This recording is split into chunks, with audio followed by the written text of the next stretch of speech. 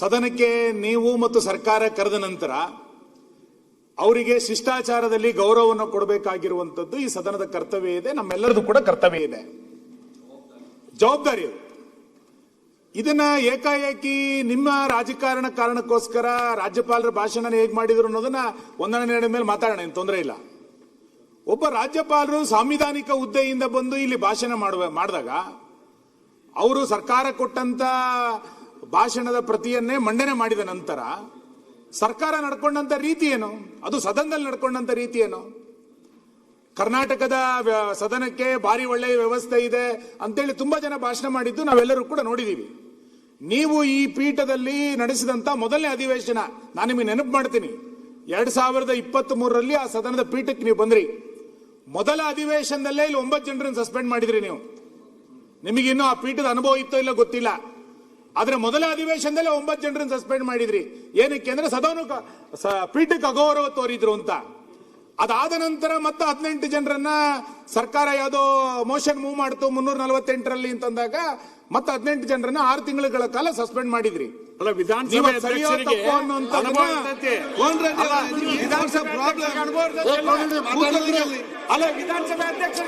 ಕೇಳಿ ನನ್ನ ಹತ್ರ ಮಾತಾಡಿದ್ರೆ ಆಯ್ತು ಕೂತ್ಕೊಳ್ಳಿ. ಈಗ ನೀವು ಅಧ್ಯಕ್ಷ ಕೊಡ್ರಿ.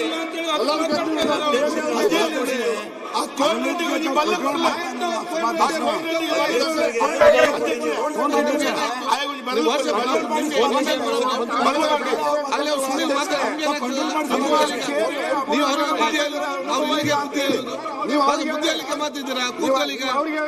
ಆಯ್ತು, ನೀವು ಕೂತ್ಕೊಳ್ಳಿ. ನಿಮಗೆ ಅಪಮಾನ ಮಾಡ್ತಾ ಇದ್ದಾರೆ, ಅನುಭವ ಇಲ್ಲ ಅಂತ ಹೇಳಿ. ಆಯ್ತು, ಬೇಗ ಮುಗಿಸಿ. ಮಾನ್ಯ ಅಧ್ಯಕ್ಷ, ನಿಮಗೆ ಆಯ್ತು, ನೀವೇನ್ ಮಾಡ್ತಿದ್ದೀರಿ?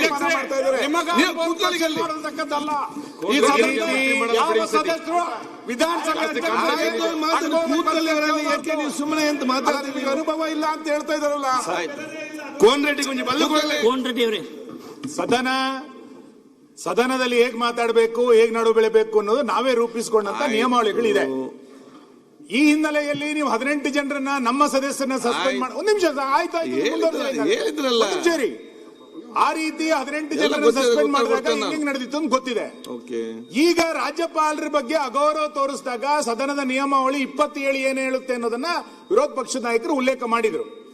ನೀವು ಅದಕ್ಕೆ ರೂಲಿಂಗ್ ಕೊಡದಲೆ ಆ ರೀತಿ ಅನುಚಿತ ವರ್ತನೆ ಮಾಡಿದಂತ ಸದಸ್ಯರನ್ನ ಇಟ್ಕೊಂಡೆ ಮತ್ತೆ ಸದನ ನಡೆದ್ರೆ ಸದನಕ್ಕೆ ಏನ್ ಗೌರವ ಬರುತ್ತೆ?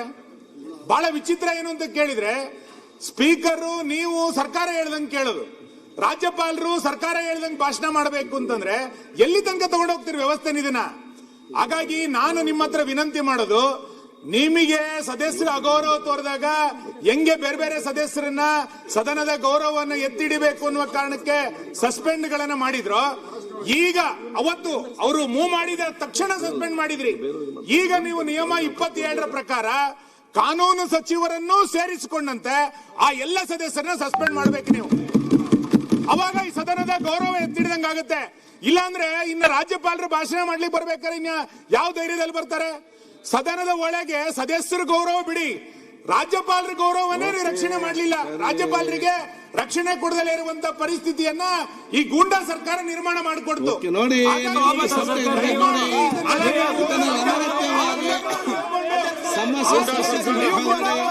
ದಯಮಾಡಿ ಸದನದ ಗೌರವವನ್ನು